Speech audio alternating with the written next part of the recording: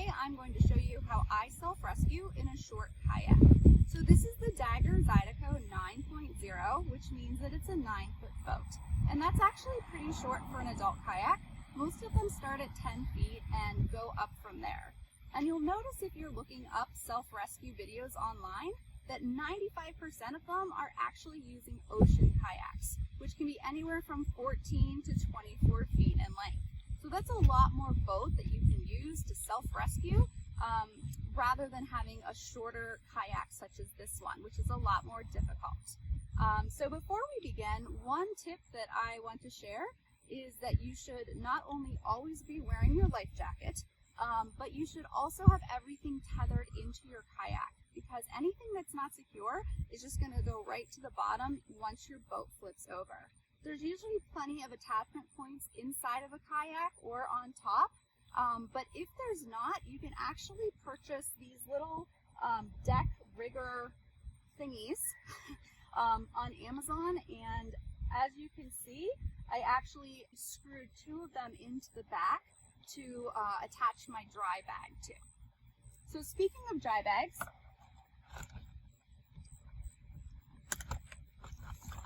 this is what I keep all of my emergency gear in. The great thing about a lot of dry bags is they float, so even if they aren't actually tethered, they should hopefully stay on top of the water. Also, if you're actually in the water and you need to access your bag and it falls in, it's not going to sink. So let me just go over really quick what my emergency gear is. The first thing I have is a paddle tether. Normally in a recreational kayak, this isn't something you need to have, but I have found during self-rescue, it's nice to have to attach to your paddle just in case it gets away from you. The last thing you want to do is be sitting in a swamped kayak without your paddle.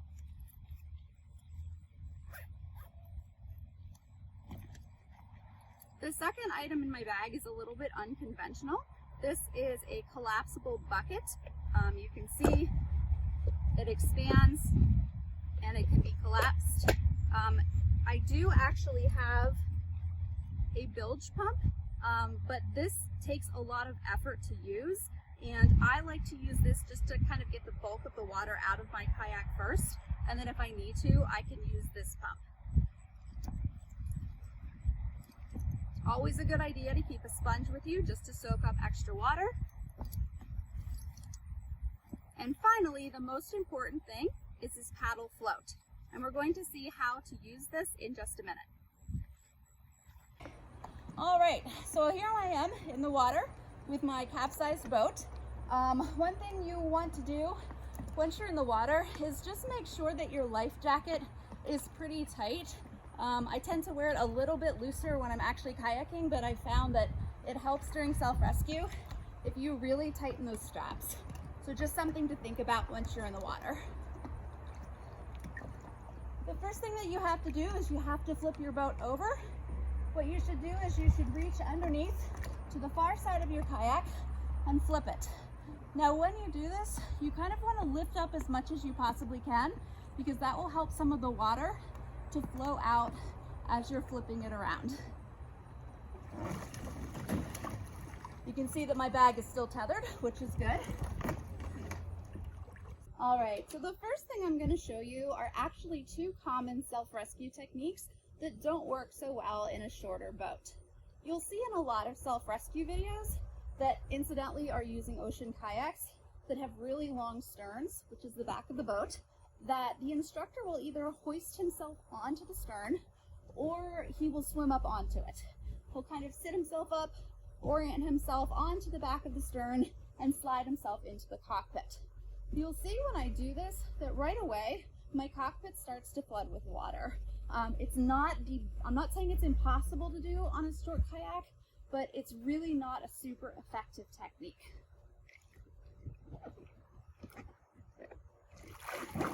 You can see right away my boat is already swamping. There's just really no good way to do this without fully swamping your boat.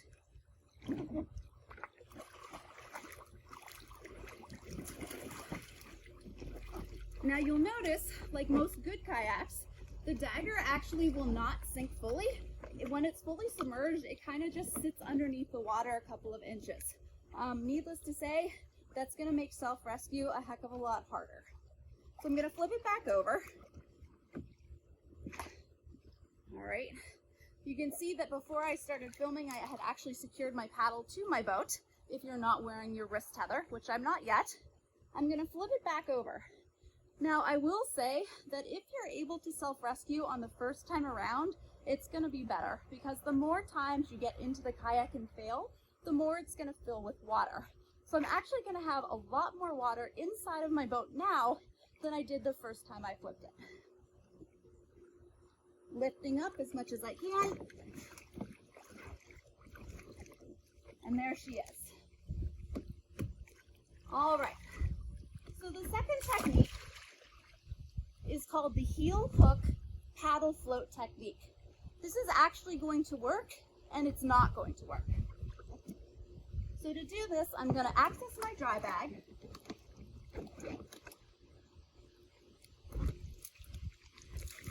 Which floats.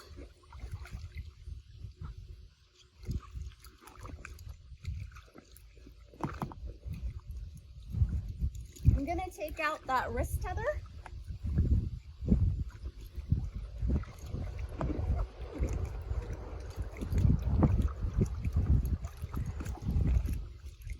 And my paddle float. I'm going to close my dry bag back up. I'm actually going to put it in the front part of my cockpit, which is going to be easier to access once I get in the boat. So the first thing I'm going to do is I'm going to put my paddle tether on.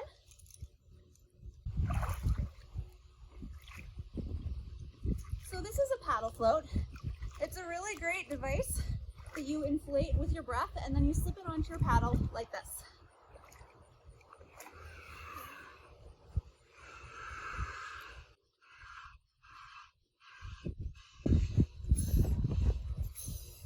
As you can see, it only took a couple of seconds to do. It inflated really quickly. I'm going to attach that to the opposite end of my tether. I'm going to slip the paddle into the mesh part, and then I'm going to use the Velcro, or the snap, to clip it onto my paddle. All right, so I've kind of switched orientation so you can see me better. I'm left-handed. I don't really know why, but I prefer to enter my boat from this side. The first thing you want to do in the heel hook technique is you want to do what I've done automatically here, which is reach across the cockpit and grab the rim with one hand. With your other hand, grab the front of the paddle where your tether is, place it across the bow of your boat, and use your hand to grasp the rim around the front. I'm actually going to push off from the side here for 1 second. Out in the water some more. The next thing that you want to do is you want to take your heel, hook it around right above the paddle float, and that's going to kind of act as a step stool and give you something to step up on. What you want to do is hoist yourself across onto the cockpit in a prone position, perpendicular to the boat.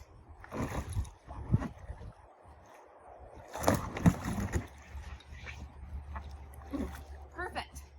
Now, self-rescue, especially if you're not in an enclosed environment like a pool, can be kind of stressful. So it's okay if you just need to take a minute, collect yourself, catch your breath. The weight of my body, the way it is positioned across the kayak, it's not pushing it down into the water like we saw in the previous rescue attempt. So it's okay for just a second to kind of chill, get your bearings, and then move on to the next step. Now, in a shorter kayak, this is where this technique doesn't exactly work by itself. We've done 50% of this rescue technique correctly, but you're going to see that when I try to get back into the boat, it's going to be a little bit unstable. Not only is there water inside of my cockpit, but the boat inherently is not really meant for someone to be getting in this way. So a lot of times when I'm trying to do self-rescue, simply using the heel technique, my boat flips when I try to get back in it. So let's see what happens.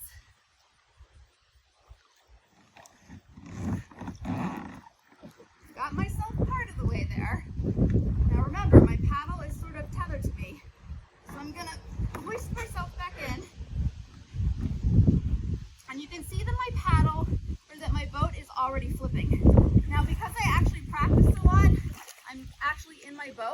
But a lot of times what happens when you're doing that is this.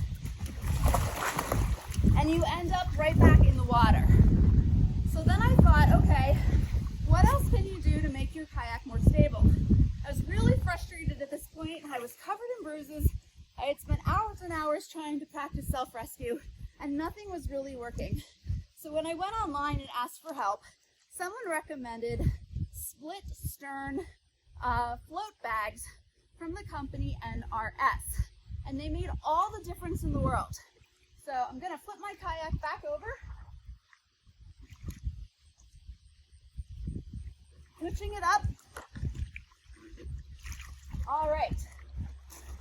Now I had actually deflated them for the purposes of making this video, but normally your float bags will sit in your kayak fully inflated at all times. So I'm just gonna take a minute and I'm gonna re-inflate them. So now we're gonna use that same technique, but with the float bags in the stern. So what we're gonna do one more time, I'm gonna reach with this hand, grab the front of the cockpit at the front of the paddle. Gonna reach across with this hand and grab the opposite side. I'm gonna hook my heel over the paddle, use that as a step, and hoist myself perpendicularly over the cockpit.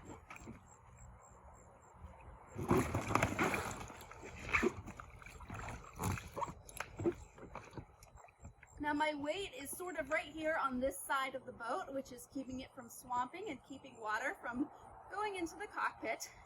I'm gonna keep this foot right here. I'm gonna move my paddle up just a little bit. And I'm gonna take the leg that's not on the paddle and I'm gonna bring it up towards my body so that I can kind of slide my hip into the cockpit. Just like that. Now I'm in a really good place to self-rescue. I'm already into my boat. I'm using this weight again to keep this side of the boat level so it isn't swamping on this side. And I'm very carefully keeping track of where my balance is. I'm gonna just very slowly orient myself into my kayak and back into the cockpit. Look at that, self-rescue in a 9-foot boat. Perfect. So remember, I put my dry bag in the front, easy access.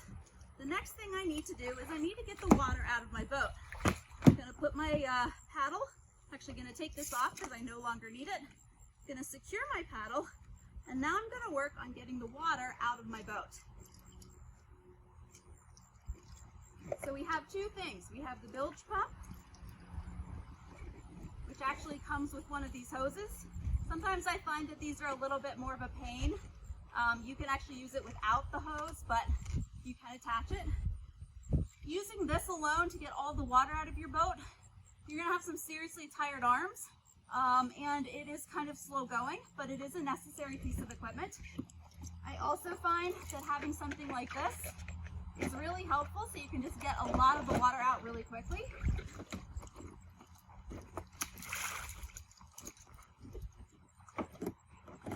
Put the pump here.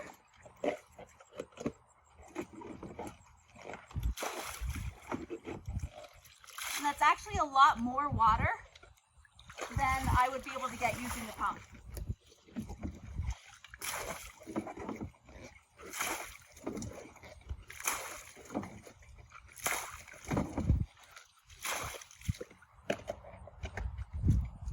For those that are interested in the pump, this can actually kind of go into the water and suck water back into your boat.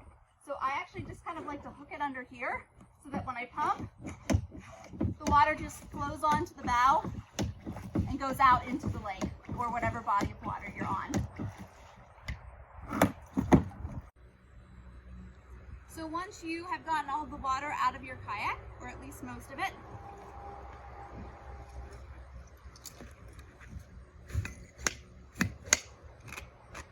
you just put everything back in your dry bag.